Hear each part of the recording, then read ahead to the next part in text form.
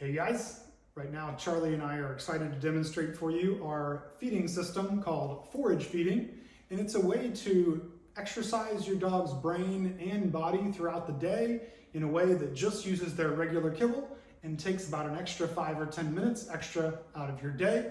This is extremely important for high energy puppies and high drive dogs. Instead of creating bad habits, this will be the way that they engage their brain most of the time and burn a lot of excess energy a little bit at a time throughout the course of the day. Forage feeding starts by measuring out a pup's full ration of daily kibble and simply putting it in a bowl. That bowl goes up on the counter.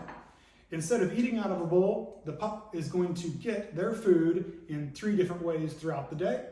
We want them to get 1/3 of their food through these palm flash basic obedience commands that we demonstrated in a previous video of come, sit, look at me, lie down, go to your bed. Those are going to be a simple system of doing 5 or 10 minutes of obedience for 3 or 4 times a day to earn 1/3 of their food. The second third of their food, we want to come through a series of what we call a snuffle mat here.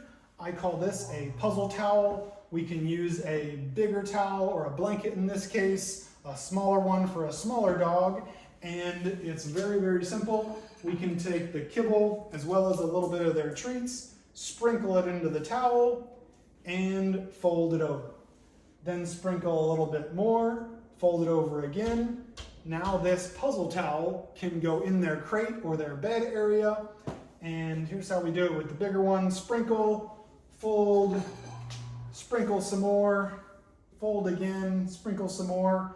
That's a pretty simple one. This can become more complex over time. Of course, with the snuffle mat, we can simply sprinkle it in and say, okay, hunt it up, find it. We want the second third of their food to come through snuffle mats and puzzle towels like this. There will also be a link in the description for one of my favorite treat dispensing toys called a Bob-a-lot. It's a very consistent daily use toy that they rarely get tired of. We want the last third of their food to come through stuffed frozen Kongs. This is a Kong. There's going to be different ones for different sizes of dog, and check out the size chart that'll tell you which ones are most appropriate for your size dog. The way we stuff these guys is simply you can use soft dog food, stuff that in, pack it down. Another way that I like to do it, which is easy and healthy, is doing a little bit of a layer cake. Good girl, hunt it up, find it. You can see it's a lot of fun when they are learning how to hunt these pieces of food out of the towels. This is a very natural forage feeding way for dogs to earn their food, which is hunt, hunt, hunt, and then catch the mouse or the rabbit.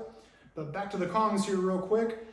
Other than soft food, I like to do a little layer cake where I put kibble, layer first, then a spoonful of cottage cheese or 0 sugar yogurt, then another small bit of kibble, maybe another layer of cottage cheese, depending on how big your Kong is. If you want to get creative, you can add a layer of honey or smush a dog treat in the end. That then goes into the freezer to be frozen overnight.